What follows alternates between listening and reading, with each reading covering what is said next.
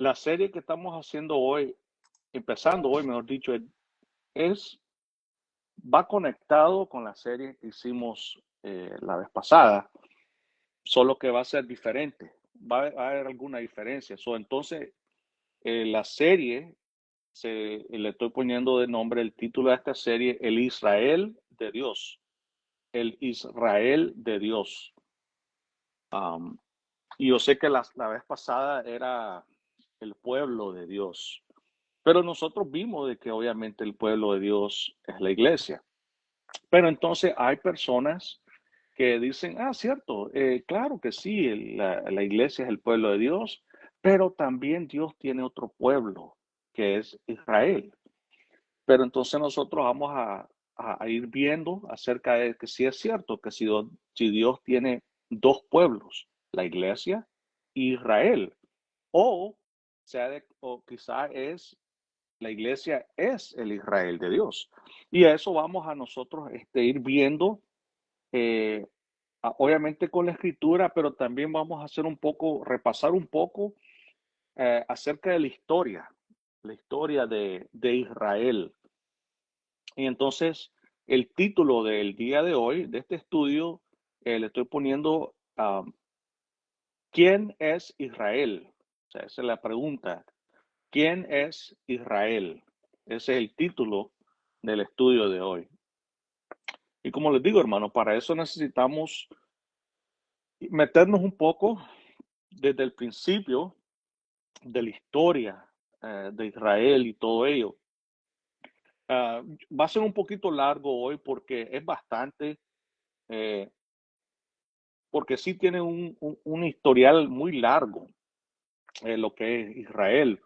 Um, pero entonces vamos a tener que ir hasta el principio. Entonces, para descubrir quién es el Israel de Dios, primero debemos descubrir quién o qué es Israel. Debemos mirar la historia de Israel. Para ello, debemos acudir a Génesis 32, del 24 al 29. O sea que vámonos al libro de Génesis 32, del 24 al 29. Voy a estar usando la nueva versión internacional. ¿Ok? Entonces, dice así la palabra. Quedándose solo, hablando aquí de Jacob. Entonces un hombre luchó con él hasta el amanecer. También yo creo que hubiéramos empezado el 23, porque empieza raro esto. Perdón. Ok. Una vez que lo habían cruzado, hizo pasar también todas sus posesiones. Ok. Esto fue durante cuando Jacob estaba prácticamente huyendo de su hermano Esaú. Entonces él mandó a toda su gente y todas sus posesiones adelante, que fueran al lugar donde iban a ir, y él se quedó solo. Por eso dice, empieza el 24 quedándose solo. Entonces un hombre luchó con él hasta el amanecer, hablando de Jacob. Cuando éste se dio cuenta de que no podía vencer a Jacob, lo tocó en la coyuntura de la cadera y ésta se le dislocó mientras luchaban. Entonces dijo, suéltame, que ya está por amanecer. No te soltaré hasta que me bendigas, respondió Jacob.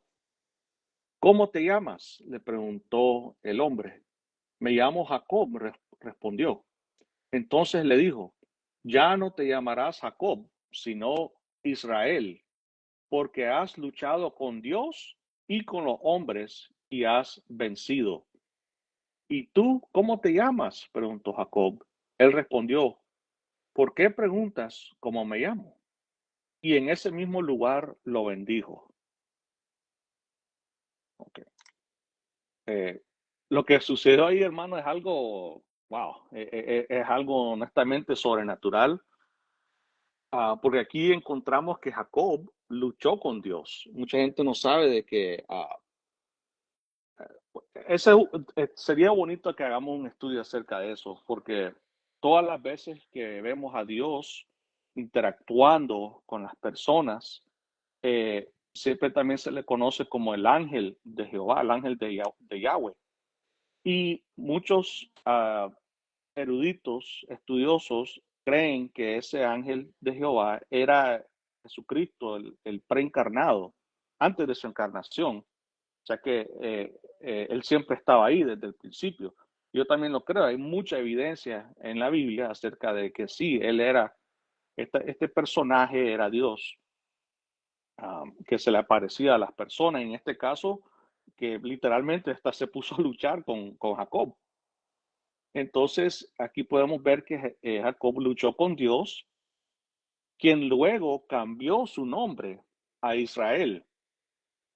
Así pues, Israel fue inicialmente el nombre de un hombre, uno de los patriarcas de Abraham. Okay, so ahí empieza todo, ahí empieza lo que es Israel. Y vimos que el nombre que se lo puso el Señor fue porque le dijo que has luchado con Dios y con los hombres y has vencido. Y eso es lo que significa uh, Israel, el que lucha con Dios o el que resiste, algo así. Entonces, ahí empieza lo que es Israel, era Jacob. Y obviamente sabemos que él era uno de los que iba a recibir el, el, uh, la promesa que iba a venir por él. Si se acuerda cuando hicimos la serie acerca de la simiente, quién iba a ser la simiente y todo eso, y vimos que Jacob era uno de ellos. Su papá, el padre de él, era Isaac, y obviamente el abuelo de él era eh, Abraham. Entonces, él era parte de esa promesa que Dios había dado a Abraham, él iba a ser parte de esa. Y, y entonces no quería que viéramos ese pasaje donde Dios le dice lo mismo que le dijo a Abraham. O sea, porque ya sabemos, yo creo que la vez pasada tocamos un poco de ello. Y entonces Jacob era uno de esos recipientes de esas promesas. eh, Era parte de la semilla escogida, digamos, eh, parte de la descendencia escogida de Dios. Entonces, luego los 12 hijos de Jacob, o sea, ¿se acuerdan? Él tuvo 12 hijos, eran 4 diferentes mujeres, uh, y fueron llamados los hijos de Israel. Y sus familias en conjunto recibieron el nombre de israelitas. Eso lo podemos ver en Éxodo. Si quiere, vámonos a Éxodo capítulo 1, de los versículos 1 al 7. Así dice la palabra del Señor. Estos son los nombres de los hijos de Israel. Ya ves que, y casi siempre, ya después aunque eran intercambiables, que se refirieran a Jacob o como Israel, pero era lo mismo. Entonces, estos son los nombres de los hijos de Israel que, acompañados de sus familias, llegaron con Jacob a Egipto. Rubén, Simeón, Leví, Judá, Isaacar, Zabulón, Benjamín, Dan, Neftalí, Gad y Aser. En total, los descendientes de Jacob eran 70. José ya estaba en Egipto. Murieron José y sus hermanos y toda aquella generación. Sin embargo, los israelitas tuvieron muchos hijos y a tal grado que se multiplicaron, que fueron haciéndose más y más poderosos. El país se fue llenando de ellos.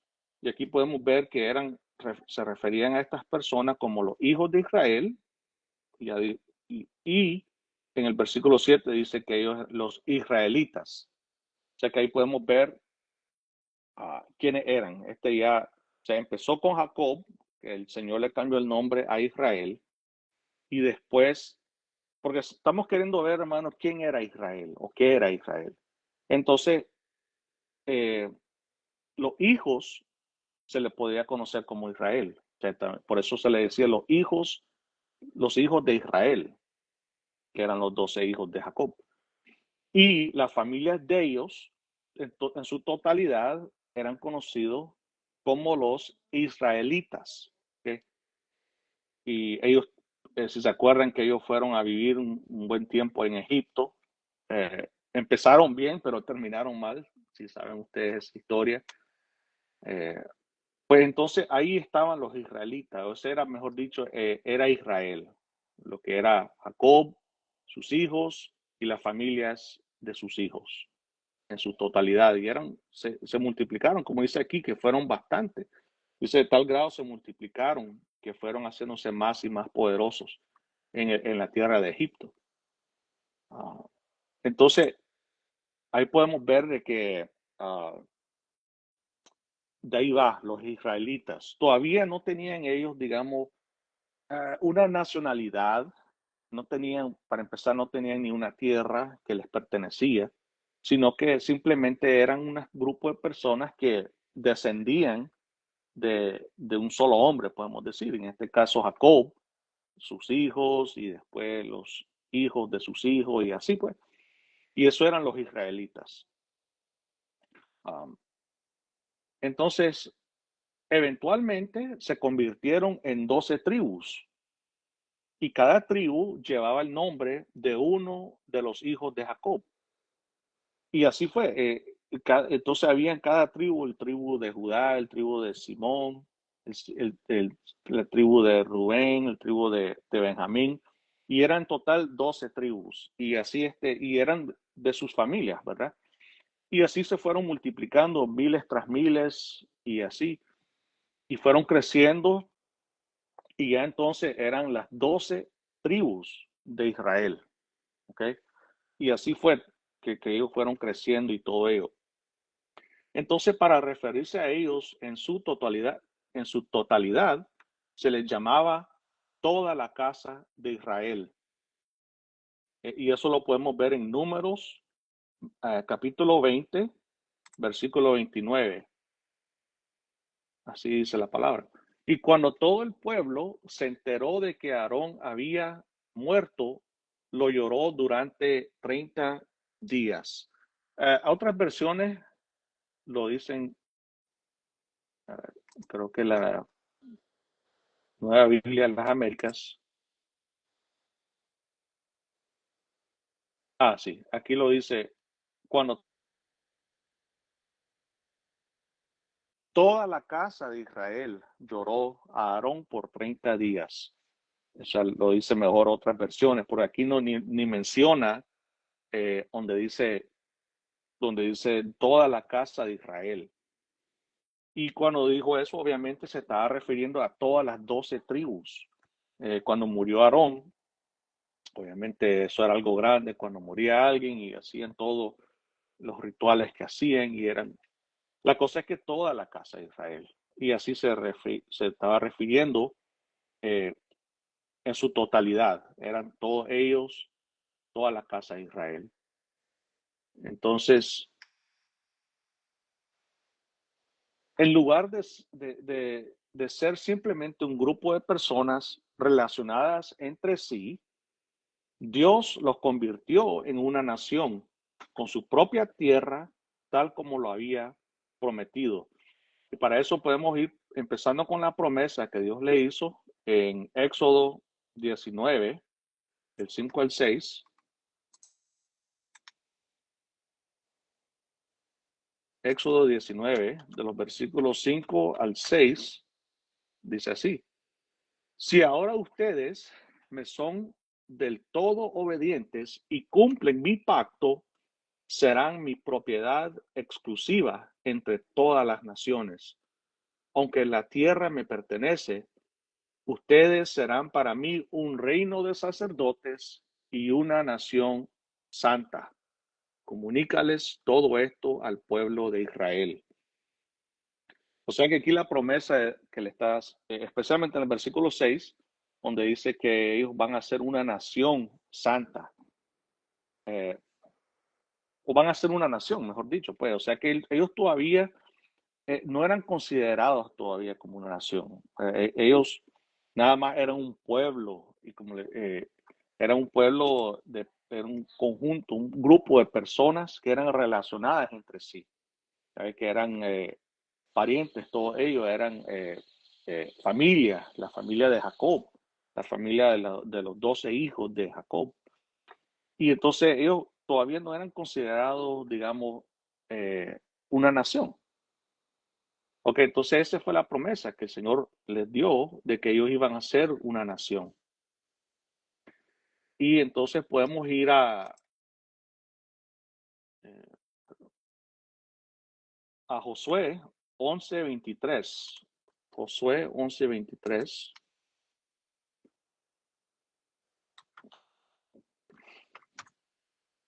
Josué 11:23. Dice así.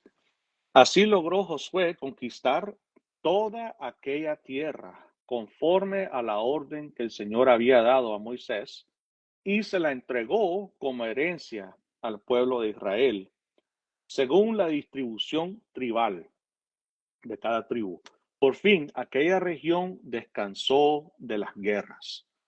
Y aquí está el cumplimiento de la promesa que Dios le había dado de que les iba a dar su propia tierra.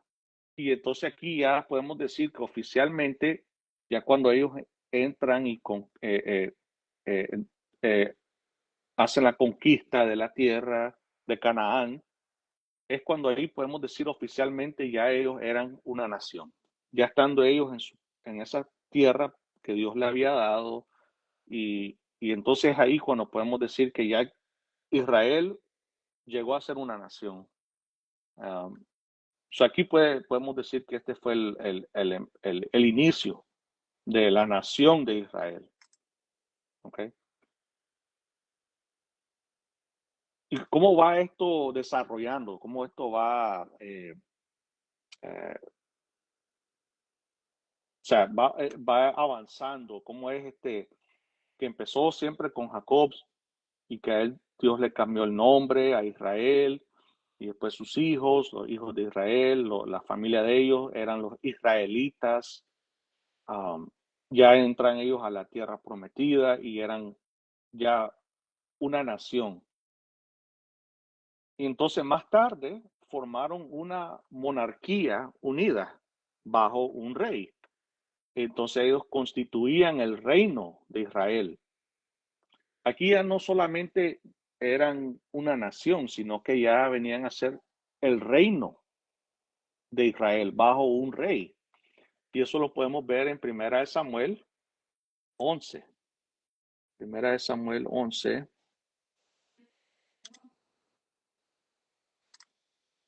de los versículos 14 al 15.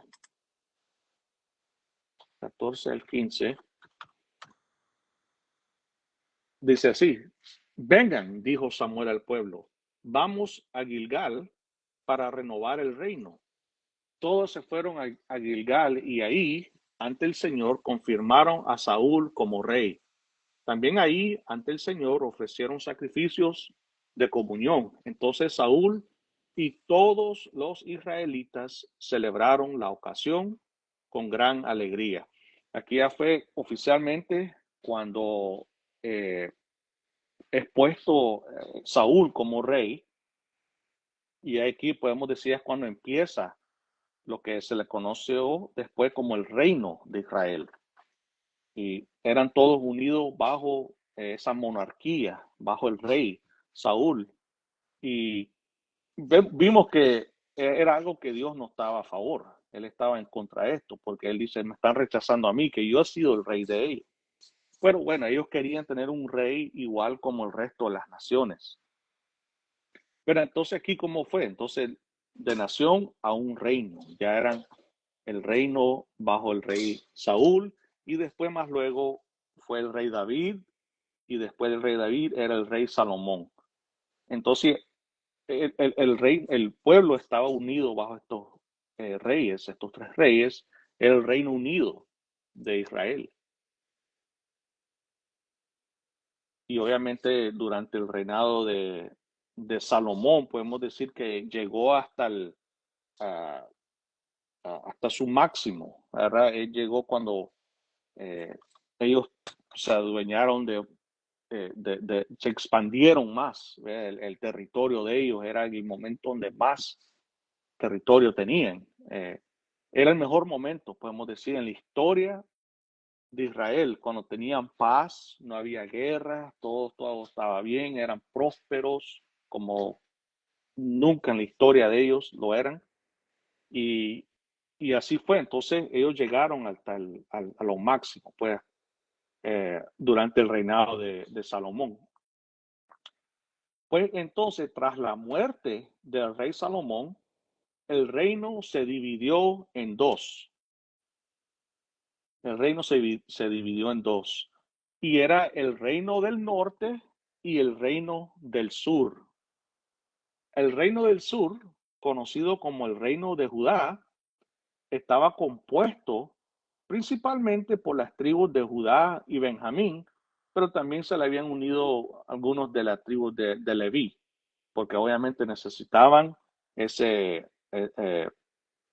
esa tribu, que de ahí venían los sacerdotes, que si se acuerdan lo que Dios había dicho en su ley, que todos los sacerdotes tenían que venir de la tribu de Leví. Entonces era Judá, Benjamín y algunos de Leví, porque algunos de Leví se quedaron con el otro reino, que era el reino del norte, conocido como el reino de Israel.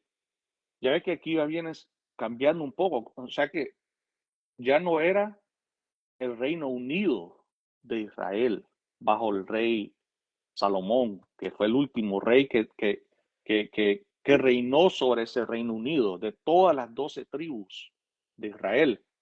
Aquí, después de su muerte, es cuando se dividió y dos de las tribus, Judá y Benjamín, se convirtieron en el Reino del Sur y se le puso como nombre el Reino de Judá. Entonces el reino del norte, conocido como el reino de Israel, estaba compuesto por las 10 tribus restantes. O sea que las demás tribus se quedaron en lo que era el reino del norte o el reino de Israel. Entonces ya va cambiando ahí. Y todo esto es para decir cómo es que fue evolving, uh, evolucionando. Perdón. Evolucionando. Ok, thank you. Sí, cómo fue evolucionando, evolving. Eh, lo que era Israel, lo que era eh, el pueblo de Dios, cómo fue cambiando todo. Y todo esto históricamente usted lo puede hallar en la Biblia y también fuera de la Biblia habla acerca de todo esto. Entonces se dividió y eso era algo que se iba viendo, cómo iba, porque ellos, todo lo que iban haciendo, hermanos, hacían cosas que iban en contra de Dios. Y esto ya se podía ir viendo, o sea, you could see it, que esto iba a suceder. Entonces, finalmente, el reino del norte, lo que era conocido como el reino de Israel, fue conquistado en el año 722 antes de Cristo por los asirios, quienes lo dispersaron por todo el imperio asirio. Igual, esto es para que ustedes puedan ver en la historia de que la conquista del imperio asirio fue uno de los primeros imperios grandes, digamos, que abarcó mucho de esa región.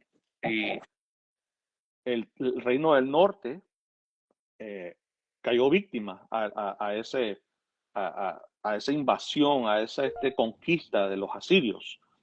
Y ellos fueron conquistados en el año 722. Y todo eso, si usted ve la Biblia, donde el Señor les decía que se arrepintieran, que esto iba a suceder, y esto era la mano de Dios.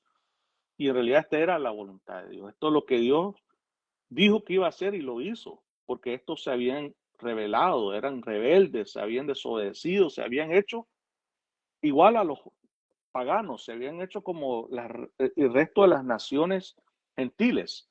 Ya no había diferencia entre ellos y las otras naciones alrededor, que eran gentiles, que no conocían a Dios. Entonces Dios desató su ira sobre ellos eh, dejando que el imperio asirio llegara a conquistarlos. Entonces, todo esto sucedió, hermano, al mismo tiempo, hablando del imperio asirio, ellos reasentaron a extranjeros de otras regiones conquistadas en ciudades israelitas. Y esa era la manera que ellos operaban. Ellos venían y agarraban estas naciones, empezaban a dispersarlas por diferentes partes dentro del imperio y entonces, o sea, los movía de un lado a otro, a todas estas naciones que habían conquistado. Y ellos lo hacían para que, uno, que estas naciones perdieran su identidad distintiva, lo que los hacía una nación, su religión, su cultura, su costumbre. Entonces el plan de ellos era mover por todo el reino a esta gente y eso fue lo que pasó con el reino del norte.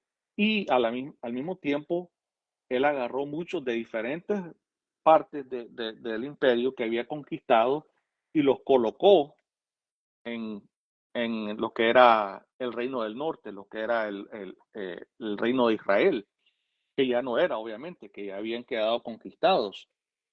Entonces, las tribus del norte, que fueron deportadas, nunca fueron completamente restauradas ni regresaron como un grupo unificado. Con el tiempo se integraron, se asimilaron a las culturas circundantes y perdieron su identidad distintiva. Los israelitas que permanecieron en la tierra se casaron con los colonos extranjeros, con las personas que habían colocado ahí el imperio asirio. Entonces así fue lo que sucedió. Entonces empezaron a mezclarse, podemos decir, empezaron a casarse entre diferentes culturas, personas que eran de diferentes naciones y de diferentes religiones y todo eso. Y así fue que ellos empezaron a perder su identidad. Ellos se empezaron a casar con estos colonos extranjeros. Y saben una cosa muy interesante, hermano. No sé si usted había visto acerca de esta historia, eh, porque esta población mixta se convirtió en el grupo conocido como los samaritanos. O sea que ahí podemos ver acerca de cómo es que llegaron a ser estas personas que se les conocía como los samaritanos. Ellos eran eh, unas razas mixtas o mezclas de etnias, podemos decir, entre los que habían quedado ahí del reino del norte, lo que era Israel, de las 10 tribus, fueron mezclándose con extranjeros. Y entonces por eso es que había ese odio. Si usted ve el Nuevo Testamento, puede ver el odio que existía entre los judíos y los samaritanos. Y esta era una de las razones. ¿Por qué? Para empezar, ellos ya obviamente había ese odio antes de que fuera conquistado el reino del norte, había pleito, había odio entre el reino del sur y el reino del norte. Empezando ahí, ellos tenían ese problema. Pero con mucha más razón, porque estas personas que supuestamente eran hijos de Jacob, o sea, descendientes de Israel, pero ellos vinieron a mezclarse con todas estas otras diferentes personas.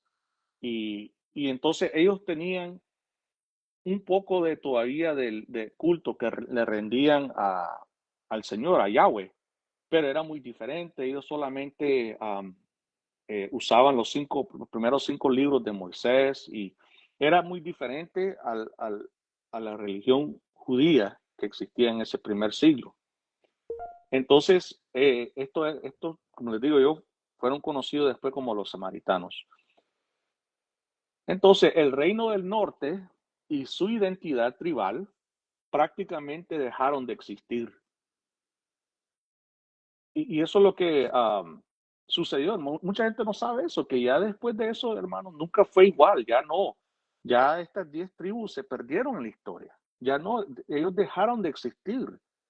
ya, y como les digo, esto fue el plan de Dios. O sea, desde el principio no fue de que iba a continuar eso de la manera como empezó, que simplemente el pueblo de Dios iba a seguir siendo los 12 hijos de Jacob, que luego eran las 12 tribus y después el reino de Israel y todo eso, pero más que todo por su desobediencia, por la rebeldía de ellos en contra de Dios, eh, se vio de que esto iba a suceder. O sea, se miraba de que esto, eh, Dios siempre les estaba advirtiendo, les estaba diciendo que se arrepintieran y todo ello.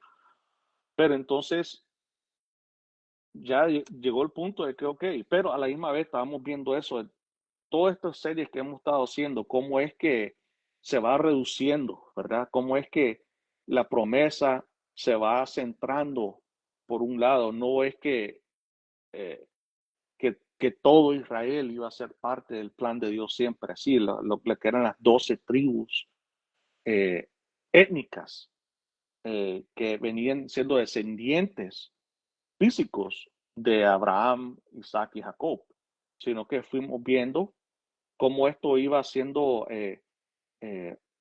sea, en la dirección que iba acerca de la historia de redención, cómo esto iba, y obviamente sabemos que vino a culminarse en nuestro Señor Jesucristo. Es que ese era el punto de todo eso, hermano. Pero bueno, entonces, posteriormente, solo el reino del sur continuó existiendo. El reino de Judá, o sea, el reino del sur, que permaneció tras la división de Israel, duró más que el reino del norte, pero finalmente corrió una suerte similar.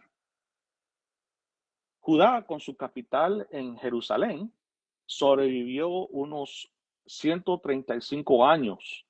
O sea que en realidad era bastante lo que sobrevivió todavía después de la conquista del reino del norte por los asirios.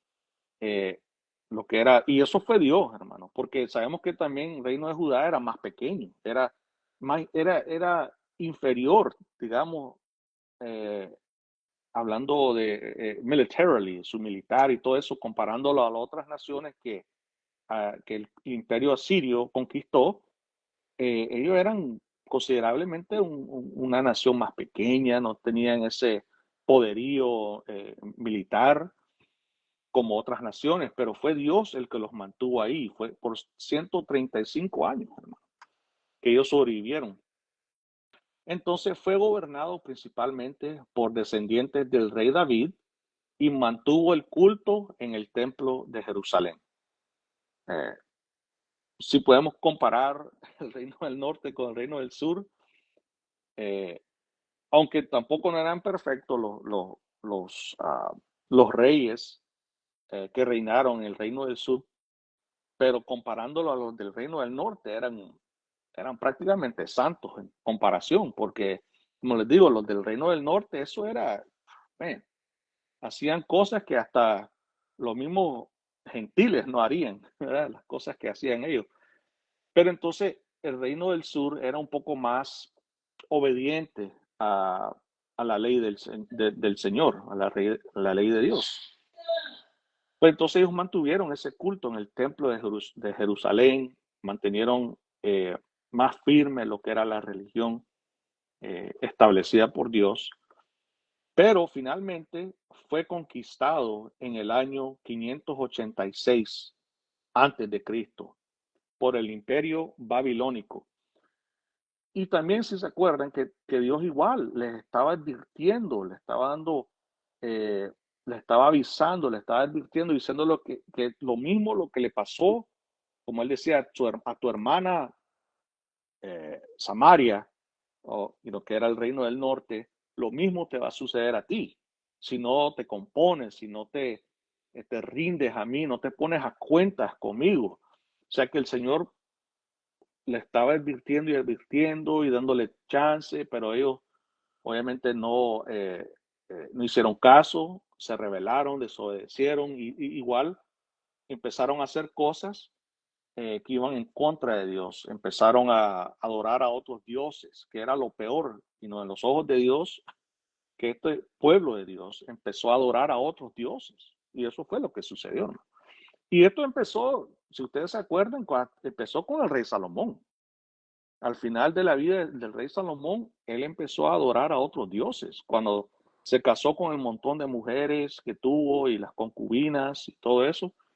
Pero bueno, entonces durante toda la historia de Israel, el reino del norte y el reino del sur, ellos adoraban a otros dioses. Pues entonces vino el imperio babilónico y él conquistó al imperio asirio y Judá era uno de ellos, lo que era la región de Judá, era uno de los lugares que también Babilonia conquistó. Entonces muchos habitantes de Judá fueron deportados a Babilonia, periodo conocido como el exilio babilónico. Este fue el momento, hermanos, cuando el, porque ya ni se le conocía como Israel. El pueblo de Dios solo se le conocía como Judá. Ya hasta incluso ya dejaron de referirse a estas personas como Israel o como israelitas. O sea, sí todavía lo hacían, pero no era tan común como antes. Fue porque obviamente era su propia nación, era su propio reino, era Judá, y los habitantes los conocían como eh, los, um, uh, los judíos. Pero más adelante vamos a ir viendo cómo fue evolucionando hasta eso, pues como el término que usaban para referirse a estas personas. Gran parte de la población durante este tiempo fue asesinada, exiliada o sumida en la pobreza extrema. O sea, los que permanecieron en la tierra de Judá eran gente muy pobre. No todos los judíos fueron llevados al exilio, aunque una gran parte de ellos sí fue. Muchos pobres se quedaron atrás para trabajar la tierra, que quedó en gran parte despoblada, pobre e inestable, sin autonomía política. Se fue fuerte el castigo. Y porque si ustedes leen el Antiguo Testamento, ven que este era un castigo de parte de Dios por toda la maldad que ellos habían hecho. Entonces, muchos de ellos eran exiliados, muchos fueron asesinados y otros que quedaron eran gente muy pobre, que solo el imperio babilónico los dejó para trabajar en la tierra y que le dieran lo que la tierra producía como pago al reino o al imperio babilónico. Fue un momento muy difícil para, para el pueblo de Dios, podemos decir, ¿verdad? Entonces, este exilio duró entre 50 a 70 años, dependiendo cómo lo ve uno. 50 años fue cuando marcó el momento que llegó el otro imperio, ahorita vamos a hablar de ahí un poco, empezó a permitir a las personas, a las naciones conquistadas, a empezar a regresar a sus patrias, regresar a sus países de origen. Eso fue durante los 50 años. Ya llegando a los 70 años es cuando ya de manera completa ya judíos regresaron a lo que era Judea o Judá, a la tierra de Judá. Entonces, por eso yo puse aquí entre 50 a 70 años. Y esto moldeó profundamente la identidad judía. Y aquí ya no se le decía tanto, como les digo yo, israelitas, sino que ya eran conocidos como los judíos. A pesar del trauma, los judíos en el exilio conservaron su religión, cultura y escrituras. La caída de Judá fue devastadora, pero a diferencia de las tribus del norte, el pueblo de Judá o los judíos conservó su identidad. Y esto, como les digo yo, fue por misericordia, por la gracia de Dios, honestamente, porque lo mismo pudo haber sucedido con ellos que sucedió con el reino del norte. perder completamente su identidad.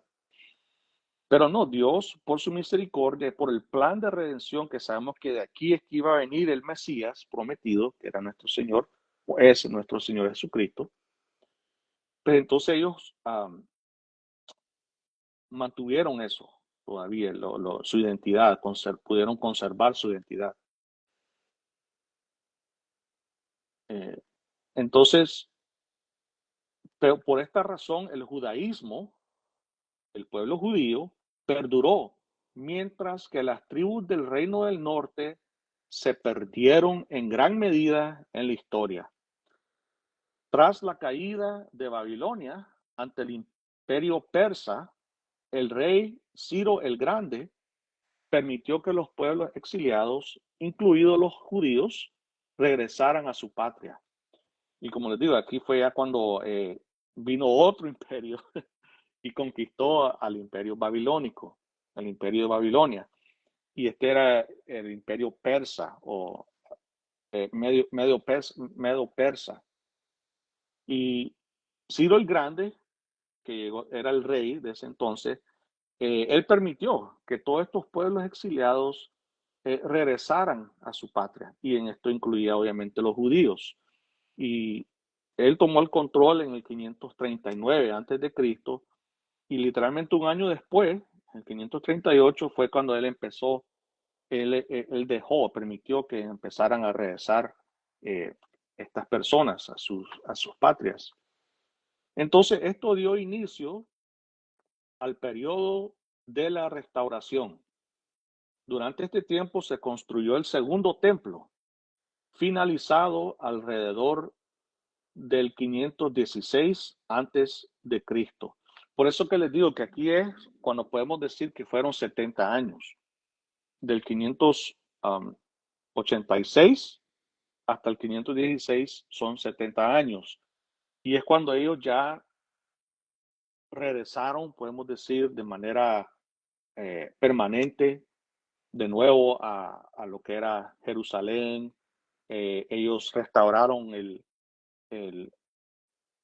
la construcción del segundo templo, restauraron lo que era la ciudad, los muros de la ciudad de Jerusalén y todo eso. Ustedes ven eso también en los libros eh, de uh, Nehemías, Esdras. Uh, entonces los líderes como Esdras y Nehemías ayudaron a restablecer la ley judía y a reconstruir Jerusalén durante todo este tiempo. Algunos judíos regresaron a Jerusalén, otros se quedaron en Babilonia, formando la diáspora. Si se acuerdan que también hubieron varios que decidieron quedarse. No, es que nosotros ya hicimos nuestras familias aquí, le estaban explicando a Nehemías y a Esdras. Y aquí ya nos acostumbramos y todo ello, pero eso sí, y sí, por la mayor parte ellos retuvieron su identidad, su religión, ellos continuaron haciéndolo, pero a la misma vez digo yo, ¿cómo podían si ellos tenían que estar en Jerusalén? Pero estas mismas personas, por eso se le conoce como la diáspora, que en sus fiestas que hacían, ellos hacían el peregrinaje donde ellos estaban ahí, que fueron lo que era el imperio de Babilonia. Ellos regresaron a Jerusalén para celebrar sus fiestas. Entonces de ahí es cuando usted ve en el Nuevo Testamento de las personas que venían de diferentes partes a hacer el peregrinaje a Jerusalén. Eran personas de estas que quedaron afuera de Jerusalén, en lo que se le conoce como la diáspora. Entonces Judá se convirtió en una provincia, ¿ok? Una provincia del imperio persa, no en un reino independiente. No vayamos a equivocarnos de que solo porque ellos regresaron a la tierra, eh, a Jerusalén, lo que era la región de Judá, ellos no regresaron a ser de nuevo el reino, un reino independiente, el reino de Judá. No, ellos eran una provincia del imperio persa. O sea que los persos, ellos gobernaban esa región todavía. O sea, no, ellos no, ustedes son parte de nosotros, le estamos permitiendo regresar a su tierra, pero no quiere decir que ustedes son independientes, ustedes nos pertenecen a nosotros todavía. Entonces, durante la época del Imperio Persa, que fue aproximadamente entre los años 539 al 332 antes de Cristo, la tierra de Israel, llamada más exactamente Yehud, este es el nombre que le cambió el Imperio Persa, le cambió el nombre de esa tierra, de esa área, le decían Yehud, que el nombre persa era de Judá. Entonces, esta era una provincia del Imperio Persa. A los judíos se les permitía la libertad religiosa. Eso es la diferencia de que ellos todavía tenían esa libertad de practicar su religión, de hacer sus sacrificios, de solamente adorar a un solo Dios, porque se acuerdan, ellos son monoteístas. Entonces, el imperio persa no les impuso que adoraran a sus dioses, que sabemos que en ese mundo era el panteón o era, o sea, diferente el politeísmo, que tenían varios dioses, pero obviamente sabemos que eh, el, el pueblo de Dios, Israel o Judá, ellos solo adoraban al Señor, a Jehová. Entonces, a ellos se les permitía eso, esa libertad religiosa. Entonces, la comunidad era pequeña. Como les digo, ya para empezar, eran pocos los que habían quedado y ni todos regresaron. Cuando ya se les permitió regresar, no todos regresaron. Entonces, la comunidad en sí era pequeña todavía, a como lo era antes, ¿verdad? Pero con cierto grado de autonomía. O sea, ellos le daban esa libertad, digamos, que tenían ese cierto grado de autonomía. Era gobernada por líderes y sacerdotes locales. Judá, llamada Yehud Medinata, que significa la provincia de Judá, Yehud Medinata, tenía su propio gobernador, a menudo judío. Casi siempre eran judíos los que gobernaban esa provincia, como por ejemplo Nehemías era uno de ellos, pero siempre estaban bajo control persa, o sea que ellos no tenían esa libertad completa, total, de una nación soberana, digamos, porque no lo eran nada más una provincia. Entonces, después de eso llegamos a lo que se le conoce como el Imperio Griego. Durante el Imperio Griego, de nuevo, otro imperio, es como era, ¿verdad? Todo lo que estaba sucediendo en ese tiempo, durante esa época, digamos, que llegaba un imperio y venía otro imperio y lo conquistaba a ellos y así. Y era un imperio inmenso. El imperio persa era el más grande hasta ese entonces, más grande que el imperio babilónico, más grande que el imperio asirio, pero viene después el imperio griego, que todavía era más grande. Entonces, durante el imperio griego, concretamente desde la época de Alejandro Magno, del 333 aproximadamente antes de Cristo, hasta la revuelta de los macabeos, que fue en el 167 antes de Cristo.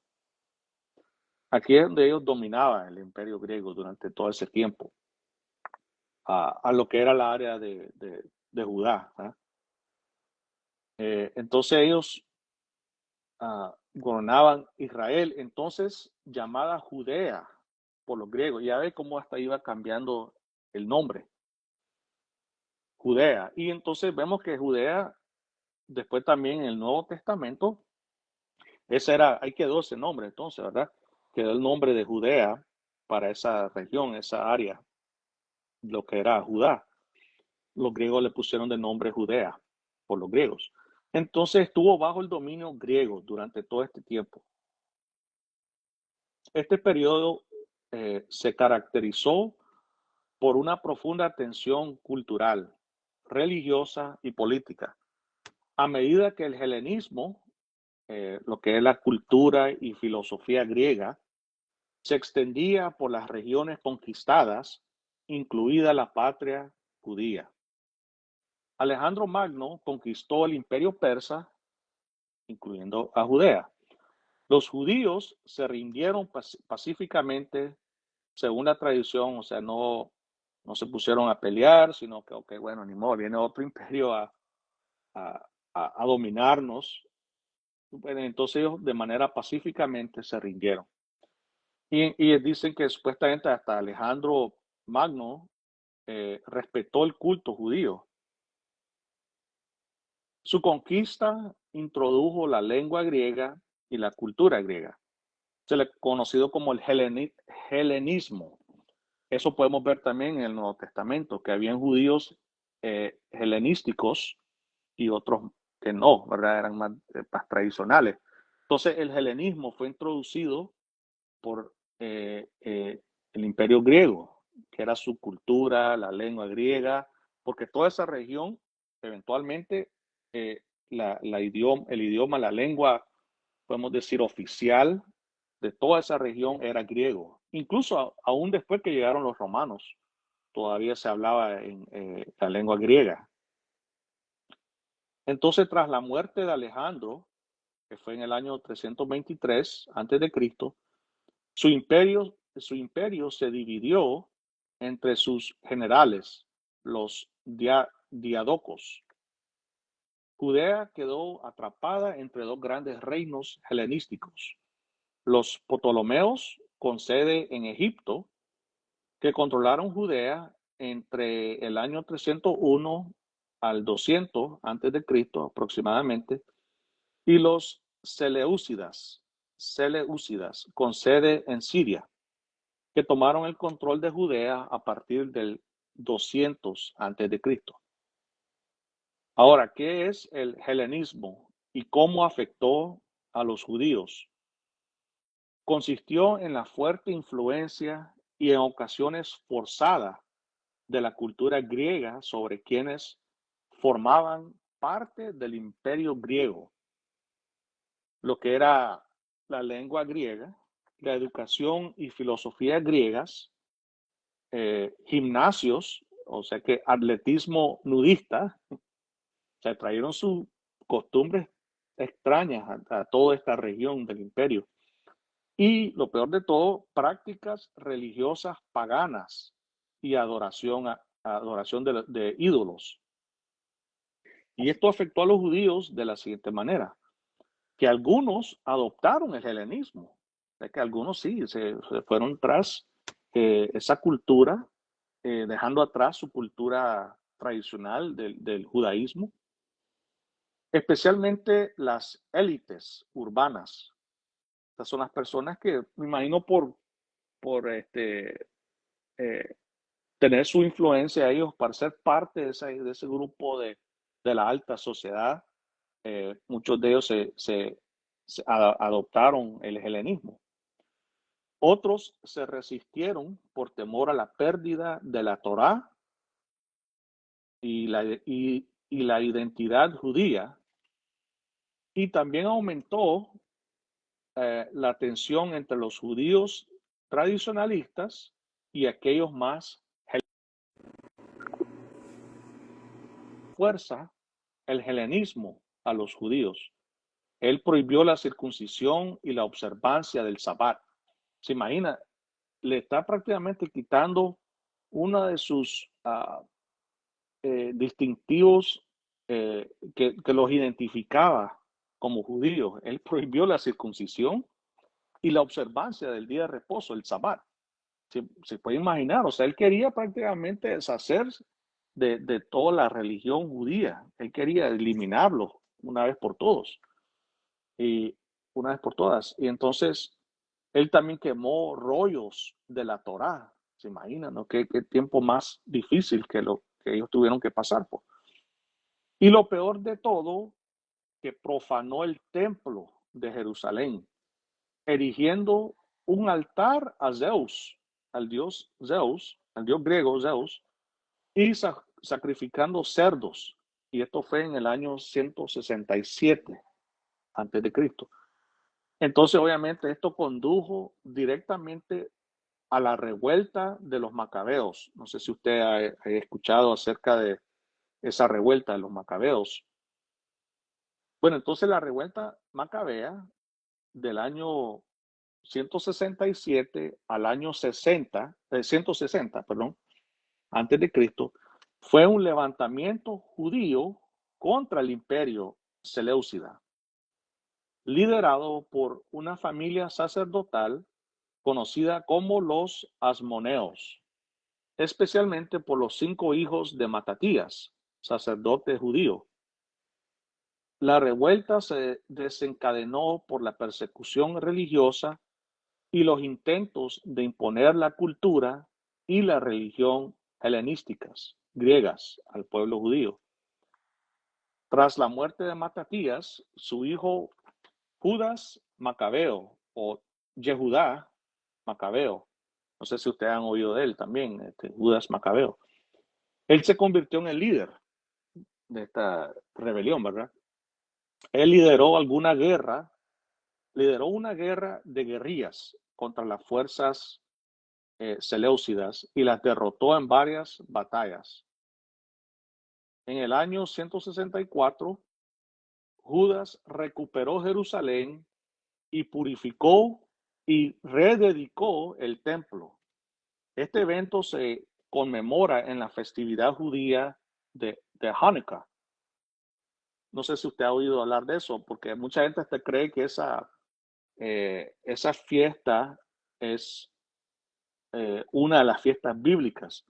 Aunque la Biblia lo menciona, en el Nuevo Testamento menciona esta fiesta que se celebra, que empezaron a celebrar desde entonces, pero no era una fiesta ah, ah, impuesta por Dios, o sea que no fue Dios el que les dijo que celebraran esto, era de parte de Dios, o sea, no estaba mal, no era algo malo, no era algo que iba en contra de Dios, pero era una fiesta que conmemoraba este, lo que era esta revuelta de los macabeos, que pudieron venir a vencer a ese grupo de griegos, el reino de los griegos, que ese entonces era los Seleucidas, donde ellos habían profanado el templo y todo ello, ¿verdad? Entonces ellos se rebelaron y no pelearon en contra de eso. Entonces esa fiesta surge de ahí. Así, entre el año 164 y el 140, Judea pasó de la rebelión a la semi-autonomía y luego a la plena independencia bajo los asmoneos. O sea que ya en el 140 antes de Cristo es cuando de nuevo obtuvieron una independencia, lo que era de ese pueblo, el área de Judea o de Judá, y entonces ellos eran reinados por los asmoneos. ¿Y quiénes eran los asmoneos? La dinastía asmonea fue una dinastía gobernante judía que surgió de la revuelta macabea y gobernó Judea y sus alrededores. Eso lo otro es que durante la dinastía asmonea eran judíos, pero también pudieron ellos conquistar, digamos, algunos pueblos alrededor, algunas naciones alrededor de Judá, eh, como por ejemplo, bueno, pero bueno, estos son nombres modernos. No estoy seguro cómo es que se llamaban estas naciones uh, en ese entonces, pero eran naciones como por ejemplo Samaria, Galilea, Idumea, Perea y otras áreas. Entonces ellos pudieron, bueno, en realidad esos son los nombres que tenían ya en el primer siglo todavía. Ellos pudieron conquistar toda esa área durante este tiempo de la dinastía asmonea, que fíjense que duró prácticamente casi un siglo. Entonces, eh, la dinastía asmonea fue una dinastía gobernante judía que surgió de la revuelta macabea y gobernó Judea y sus alrededores desde aproximadamente el 140 antes de Cristo hasta el 37 antes de Cristo. Fue establecida por los descendientes de Matatías, un sacerdote judío cuyos hijos lideraron la revuelta contra el imperio Seleucida. Tras años de guerra, Simón Tassi, hermano de Judas Macabeo, logró la independencia de Judea en el 140 a.C., lo que marcó el inicio formal de la dinastía Asmonea. Ahora, esta dinastía Asmonea, hermanos, eh, tuvo sus momentos positivos, ¿verdad? Que pudieron ellos de nuevo restablecer la libertad religiosa, empezaron de nuevo, obviamente dedicaron el templo, pudieron hacer de nuevo sacrificios en él y se dedicaron más a lo que era la Torá, o sea, la ley, la palabra de Dios. O sea, hubieron muchas cosas buenas, pero con el tiempo se fue corrompiendo, entró la corrupción y como siempre, pues, por el poder, y hubieron pleitos, y hubieron guerras civiles, digamos, entre quienes querían reinar. eh, y de ahí, hermano, sale de Herod the Great. Oh, man, ¿cómo se dice en español? I'm sorry. Ah, Herodes, el grande, Herodes. Pero ese es grande. Sí, gracias, hermano. De ahí surge eh, Herodes, y sabemos que Herodes no era ni un buen rey, era un tirano, era prácticamente, y obviamente quiso matar a nuestro Señor Jesucristo cuando era un bebé. O sea que cuando parecía ya, hermanos, que Israel de nuevo, ya otra vez tenemos nuestra independencia, y lo tuvieron por un tiempo. Y quizás, incluso mucha gente veía a, a Judas Macabeo como el Mesías. Muchos lo tenían así como, oh, este es nuestro Mesías que de nuevo vino, nos libertó de nuestros enemigos y por medio de él. Pues, y entonces ellos tuvieron, pero fue una esperanza falsa, ¿verdad? Porque obviamente hoy hicieron tantas cosas, hermano, por eso no lo terminé de poner aquí, lo puedo dejar para la próxima semana. Pero las cosas que ellos hicieron durante este tiempo, cuando ellos tenían de nuevo esa independencia, iban en contra de la ley de Dios. Por ejemplo, uno de ellos se hizo, aparte de rey, sacerdote también. Y no era de la línea eh, de, de, de Leví, que era la línea sacerdotal. Entonces, ahí también, o sea, hicieron muchas cosas que iban en contra de la palabra de Dios. Y cuando ya llega después el Imperio Romano, como le digo, lo voy a poder dejar porque sería bueno que ya vayamos entrando eh, cómo estaba la situación ya para el tiempo de nuestro Señor Jesucristo, cómo estaba el ambiente, lo que estaba sucediendo alrededor, la manera de pensar, cómo es que la religión en sí, judía, fue evolucionando, cómo es que el pueblo de Dios era visto eh, durante ya ese tiempo, porque como les dije, vimos cómo hicimos un breve resumen, hermano, de todo, empezando con Jacob, a sus hijos, a la familia de sus hijos, después durante la monarquía, durante el tiempo de los reyes, cómo fue, ¿verdad? Evolucionando el pueblo de Israel y obviamente después la guerra civil entre ellos dos, que se dividieron dos facciones, ¿verdad? El reino del sur, el reino del norte, y después cómo es que Dios permitió, mejor dicho, fue la mano de Dios que llegaran a ser conquistados por estos imperios y que fueron dominados por todos estos imperios. Y a la misma vez llegó este momento donde ellos creyeron de que ya de nuevo tenían la independencia, de nuevo ya el Señor estaba al lado de ellos, ¿verdad? Que él iba a traer, o sea, que lo veían como un Mesías, y ya al nuevo el pueblo de Israel va a tener esa fuerza que tuvo antes, ese dominio que tuvo en un tiempo con el rey Salomón, que fue el mejor momento de ellos, de su historia. Vienen ellos y de nuevo van en contra de Dios y caen bajo el imperio romano.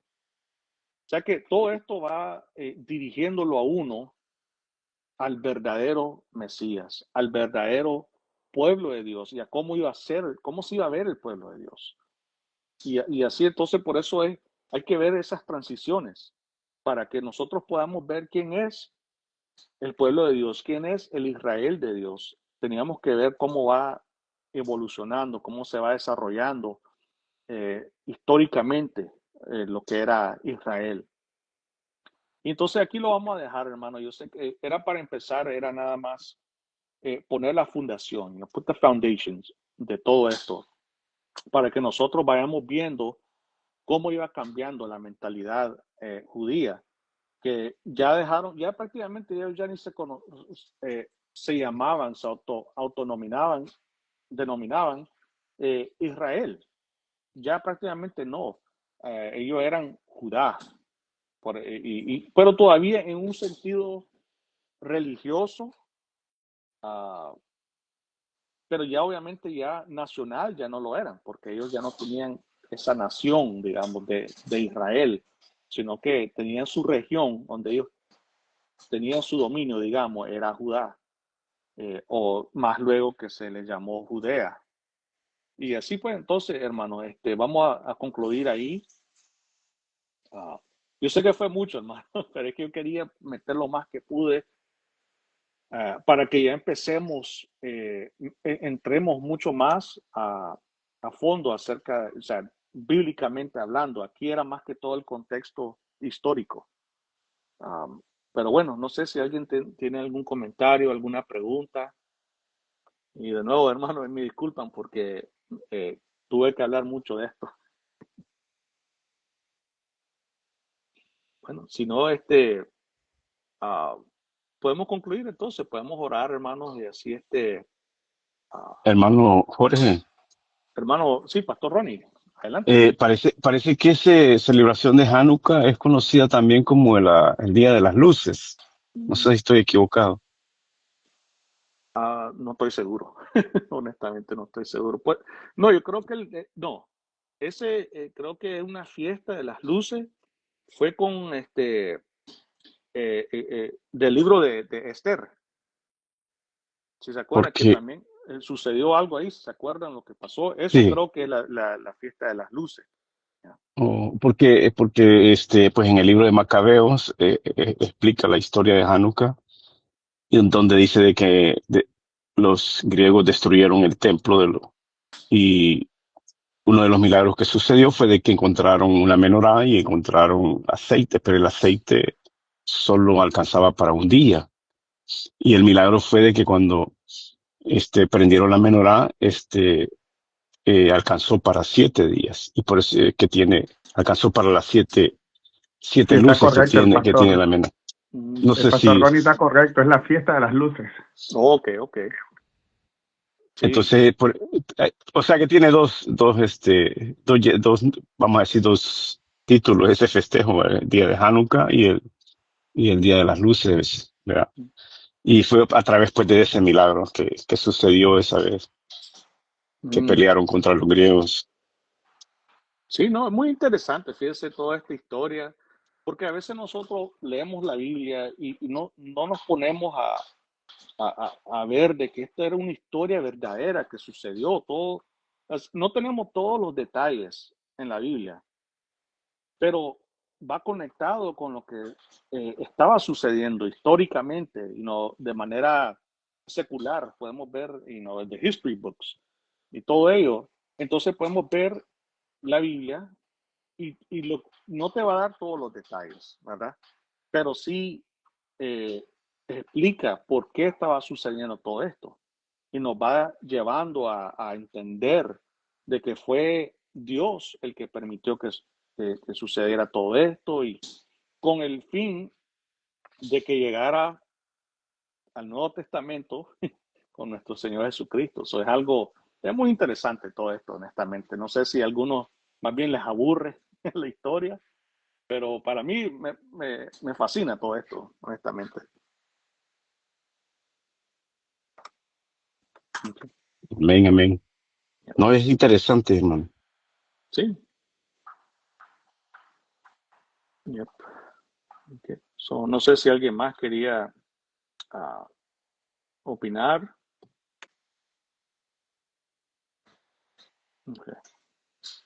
Bueno, entonces, ya saben, hermano, el plan es ah, ir viendo cuál es el Israel de Dios. Ese es el nombre que le he puesto a la serie. Um, y al final vamos a ver cuál es el Israel de Dios. Pero vamos a ir paso por paso.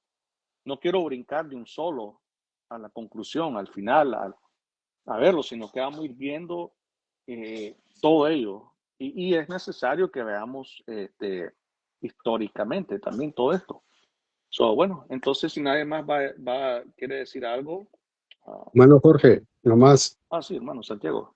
nomás quería decir que las últimas palabras que dijiste, todas estas transiciones, hermano, o sea, la historia, ¿no? O sea, cómo es, pero aún así, Dios, la promesa del Señor siempre prevalece, pues, de preservar a su pueblo, ¿no? Imagínate todas aparte de las divisiones y todas esas cosas, prácticamente esa es una, ¿cómo decir? Si los sacrificios fue una sombra de lo que iba a venir el nuevo pacto con Jesucristo, esto también es una sombra, hermano, de lo que está pasando ahorita en las iglesias, donde hay divisiones, donde una arma sus otros tipos de pensamientos, filosofías, herejías y todo este tipo de cosas, pero aún así, hermano, la iglesia que verdadera, según lo que es en base a lo que es la palabra de Dios, hermano, va a permanecer y Dios va a tomar en cuenta todo eso, ¿no? Es interesante, hermano, de que como a pesar de todas las cosas que parece, hay una parte que siempre me llamó la atención cuando Babilonia los toma, ¿cómo se llama la palabra esta? De cuando fueron a ¿El exilio? Babilonia, el exilio, hermano. Y él le decía, multiplíquense a su pueblo. Y los preservaba, porque hay una esperanza ahí, hermano, porque a las finales ellos salieron después de 70 años, y es las oraciones de Nehemías, de Esdras, de Daniel también, ¿no? Que reclamaban, que decían que ya, Señor, ya están los 70 años y por favor, ¿no? O sea, son las promesas, hermano de Dios, que siempre se cumplen, ¿no? Y eso me da, y eso lo puedo llevar, hermano, si él tiene una promesa con su pueblo, y nosotros que somos, hermanos, su iglesia, que somos el pueblo de Dios también, todo lo que hemos creído en él, lo que hemos creído en el sacrificio de nuestro Señor Jesucristo, resurrección y todo eso, él va a preservar esta iglesia, ¿no? Amén. Entonces, en ese sentido, hermano, como la historia te vislumbra todo este tipo de cosas y de lo que puede estar pasando ahora también, pero definitivamente, pues, la palabra nos da esa promesa de la vida eterna. Amén. Sí, Sí, hermano, fíjese que algo que usted dijo eh, que me gustó es como que Dios siempre también ha preservado a su pueblo y aún ha sido un remanente el así es, pueblo de Dios. Siempre, o sea que no ha sido siempre la totalidad, como hemos visto aquí, como es que prácticamente las 10 tribus del norte desaparecieron, pero no importa, porque siempre Dios preservó un pueblo y así lo es, remanente. redujo de las Mm, 12 a solo 2, o 2.5, así es, podemos decir, porque, así es. pero y aún así, ¿cómo fue? ¿Cómo es que el Señor iba demostrando acerca del remanente? Porque ese es otro tema, ese es un tema, ese es un patrón que va también a lo largo de la Biblia, el remanente fiel. O sea que Dios siempre ha tenido un remanente y siempre lo va a tener. Aún en estos tiempos ahora, como dice el hermano, que hay problemas que existen, hay herejías que se han levantado, pero siempre Dios va a mantener un remanente fiel, Así es. personas que es por su gracia que nosotros vamos a estar eh, eh, firmes, ¿verdad? Y es algo Amén. que, wow, en realidad solo Dios es el que pudo, porque Él pudo haber, hermano, tanto tiempo que, o sea, Él pudo haber destruido Amén. completamente, los pudo haber eliminado de la existencia al pueblo, a la nación de Israel, al pueblo de Israel. Pero, y tenía todo su derecho, él tenía, ah, eh, digamos, él lo podía hacerlo, tenía todo su derecho a hacerlo. Y, y no lo hizo, no lo hizo por misericordia, no porque ellos Amén. se lo merecían. Entonces, algo que, wow, man. Pero llegó más que todo, era también, hermanos, porque tenía que entrar su hijo amado, el Mesías Amén. prometido, Así es. Así y es. él tenía que venir, no importa Todo cómo, apuntaba pero a él eso, ¿no? iba a venir. Todo apuntaba a eso, hermano. La verdad es que la promesa, y fíjate, me ando acordando ahorita que mi hermano Carlos estaba predicando la semana, domingo pasado, sobre quiénes se salvaron, quiénes fueron los que qué fue la familia que se salvó después del diluvio. Fueron 8 nada Remanente. más. Imagínate, hermano, Sí, ese remanente de 8, exacto. ¿no? O Sí, sea, tremendo, hermano. Dios, hermano, es Dios y yeah. no hay, no hay nada que podamos dudar ahí, pues. O sea, Amén. por eso es por fe, hermano. Sí, El que, el que quiere rebatir, el que quiere, bueno, hacer, hacer problemas que se remitan a la prueba, como dicen los abogados. Este, así es, yeah. hermano, a las Sí, leyes, a todo, hermano, a la palabra, la verdad absoluta, que es la palabra de Dios. amén. Sí, hermano Carlos, ¿quería decir algo? Sí, brother, esto del Hanukkah es bien importante que entendamos. Jesucristo, el Señor Jesús lo celebró. Mm. Y ustedes leen eso, lo encuentran en Juan 10:22, cuando habla de la fiesta de la dedicación. Pero miren bien, el hermano Santiago dijo cómo es que Dios, y vos también, hermano Jorge, que Dios, todo se refiere a Dios, cómo Él preserva a su pueblo. Cuando viene Jesucristo, habla en Juan 8:22, ¿qué es lo que dice? Perdón, 8:22, 8:12. ¿Qué es lo que dice él? Yo soy la luz del mundo. Como llamando la atención que aquella luz de la lámpara que no se apagó, que fue Dios el que preservó y no cayó en oscuridad, la presencia de él estaba siempre en el medio del pueblo. Jesucristo dice, yo soy la luz del mundo. Él viene y toma esa figura que era representativa de él, la presencia, el cuidado, el favor de Dios siempre en medio de su pueblo, aún en medio de los problemas, persecución, escasez, como lo que estaba pasando en ese tiempo, en el tiempo de los macabeos. Qué precioso esto, hermano. Gracias, hermano Jorge. Amén, amén. Muchas gracias, hermano Carlos.